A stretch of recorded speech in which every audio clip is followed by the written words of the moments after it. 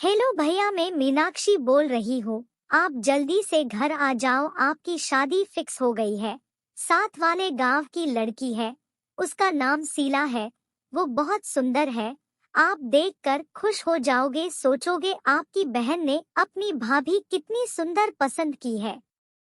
ठीक है, मैं अपने बॉस से छुट्टी की बात करके जल्दी निकलता हूँ। राजन बहुत खुश था। माँ भी बहुत खुश थी। राजन अपने घर में एक ही लड़का था।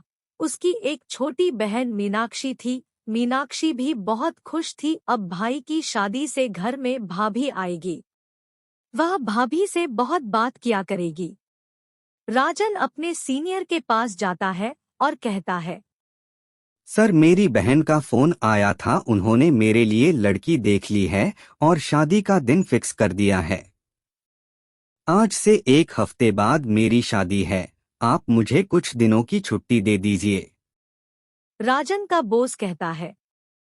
राजन, यह तो खुशी की बात है। जाओ, शादी करके जल्दी आना और मिठाई खिलानी नहीं भूलना।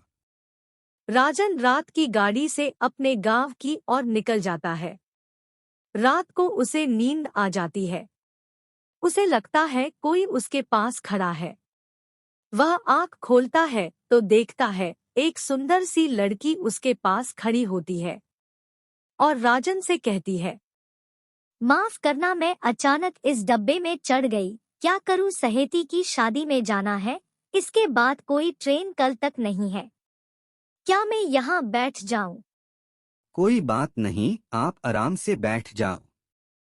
इतनी बात होने के बाद राजन को फिर से नींद आ जाती है। जब राजन उठता है तो देखता है वह लड़की वहां से जा चुकी होती है। राजन का स्टेशन आ गया होता है तो वह उतरकर अपने घर की ओर चल देता है। घर पहुंचकर उसकी छोटी बहन शीला के बारे में बताती है कि वह बहुत सुंदर है। अब तो मेरी सहेली आ रही है। ऐसे ही दिन निकल जाते हैं और शादी की तारीख भी आ जाती है। राजन की शादी भी हो जाती है। राजन को लगता है कि ये लड़की तो मुझे ट्रेन में मिली थी, मगर वे उससे कुछ नहीं कहता। घर आने पर शीला से पूछता है, शीला, क्या तुम कहीं ट्रेन में गई थी? मुझे लगता है कि मैंने तुम्हारी जैसी लड़की ट्रेन में देखी थी। शीला कहती है, जी नहीं, मैं तो पहली बार घर से बाहर निकली हूँ। मेरे माता पिता ने तो मुझे पढ़ाई के लिए भी गांव से बाहर नहीं भेजा। राजन सोचता है हो सकता है शायद वो कोई और हो। दिन निकलते हैं। अब राजन को अपनी नौकरी में वापस जाना होता है तो वह शीला से कहता है, शीला, मुझे अब ऑफिस जाना है, इसलिए कल ही निकलना होगा। तुम चिंता मत करो, जैसे ही मुझे वहां पर कोई किराए का कमरा मिल जाएगा मैं तुम्हें वहां बुला लूंगा। फिर राजन अपने ऑफिस चला जाता है। अब ननद भाभी दोनों की अच्छी पटती है। दोनों एक साथ खाना खाते हैं, एक साथ घूमने जाते। ज्यादातर काम दोनों आपस में मिलकर करते। एक दिन मीनाक्षी ने शीला से कहा, भाभी, आजकल भैया यहाँ नहीं है, क्यों ना मैं आपके साथ सो जाया करूँ। रात में आपस में बातें भी किया करेंगे। नहीं मीनाक्षी, मुझे अकेले सोने की आदत है। तुम अपने कमरे में ही सो।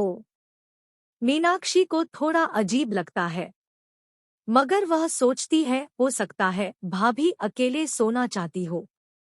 एक दिन मीनाक्षी रात को पानी पीने के लिए उठती है तो वह जैसे ही शीला के कमरे के आगे निकलती है, उसे लगता है अंदर से कोई आवाज आ रही है। जैसे ही वह अंदर झांकती है तो अंदर का नजारा देखकर हैरान रह जाती है। अंदर उसे भाभी एक चुड़ैल के रूप में दिखती है। मेरे साथ सोएगी? महारानी मेरे साथ सोने के लिए कह रही है। मार दूंगी, सबको मार दूंगी। मीनाक्षी डर के मारे अपने कमरे में जाकर सो जाती है। अगले दिन वह अपने भाई को फोन करती है और कहती है, भैया, आप जल्दी से घर आ जाओ, भाभी की तबीयत ठीक नहीं है। राजन अपने गांव में आ जाता है तो मीनाक्षी उसे सब कुछ बताती है। उसने शीला को किस रूप में देखा था।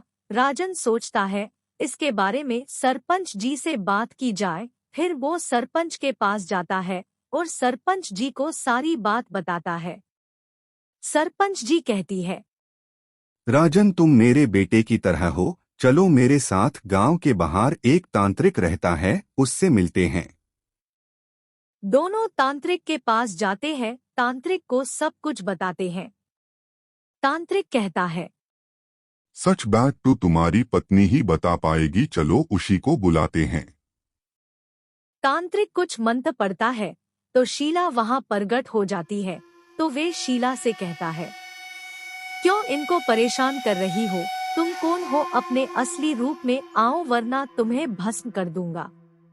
थोड़ी देर में शीला एक भूतनी के रूप में आ जाती है और वह कहती है, मैं शीला ही हूँ। जब मेरी शादी की बात राजन से हुई तो मुझे राजन बहुत पसंद आया। शादी से 2 दिन पहले मैं किसी काम से मार्केट जा रही थी कि मेरा गाड़ी से एक्सीडेंट हो गया, जिसमें मेरी जान चली गई। जिस गाड़ी वाले ने मुझे मारा उसने मेरी बॉडी को नदी में फेंक दिया, जिससे मेरा अंतिम संस्कार नहीं हुआ। मैं आज भी भटक रही हूँ। ये बात मेरे घर वालों को भी पता नहीं है। उन्होंने मेरी शादी राजन से कर दी। मैं यहाँ आ गई, मैं राजन को नहीं छोड़ना चाहती। फिर शीला वहाँ से चली जाती है तो तांत्रिक कहता है, तुम लोग घबराओ नहीं, शीला की बॉडी को नदी से लेकर आओ, उसका अंतिम संस्कार करो, ये आत्मा यहाँ से चली जाएगी।